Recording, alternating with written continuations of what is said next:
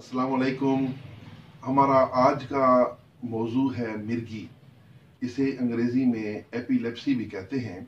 इस मर्ज़ में गैर इरादी उज़लात का तशन्नुज होता है, जिसका सबब बलगम से मिजाज में तस्कीन होना और फिर उस बलगम की वजह से वहाँ पर सोजिश होना दिमाग में, और सोजिश वरम बन जाता है।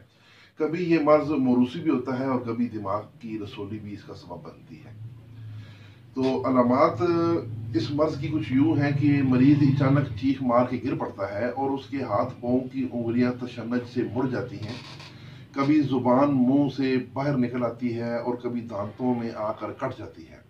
मुंह से झाग बहने लगता है, चेहरा नीला पड़ जाता है और तशन्नुज बढ़ जाता है।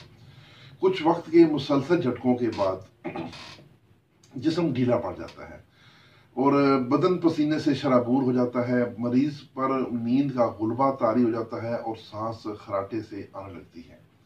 मरीज इस दौरान होशो हवास में नहीं होता, यानी दौरे के दौरान उसे जो कुछ भी गुजरा है उसे कुछ याद नहीं होता।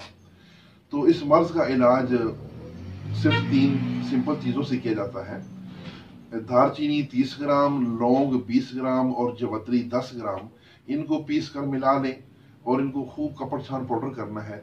उसके बाद आपने 1 ग्राम दवा दिन में 3 बार हमरा कावा लौंग दारचीनी खाना खाने के बाद मुसलसल दिन में 3 दफा देना है। अच्छा, उसके बाद आपने इनकी ब्रेन का सीटी स्कैन भी करवाना है।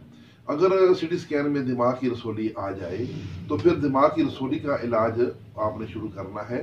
दिमासा और अफसंतीन, ये दोनों हम वजन कपड़ छान सफूफ कर लें और ये सफूफ 2 ग्राम सुबह शाम खाली पेट हमरा पानी ये मुसलसल लेना है। रसोली ख़त्म होने में उसका साइज़ का मैटर होता है। अगर साइज़ छोटा है तो 1 माह में भी ख़त्म हो जाती है। अगर रसोली बाज़ औक़ात बहुत बड़ी होती है, मसलन मुर्गी के अंडे जितनी भी हो सकती है, तो फिर 4 से 6 माह भी लग जाते हैं। लेकिन वो साथ साथ आप टेस्ट करवाते रहेंगे, आपको पता चल जाएगा कि रसोली का साइज़ अभी कितना कम हो गया है और अभी हमें मज़ीद कितना उसकी ट्रीटमेंट करनी पड़ेगी। तो ये तरीक़ाकार है इसके मिर्गी के इलाज का, जिसके साथ ही मैं आपसे इजाज़त चाहूँगा।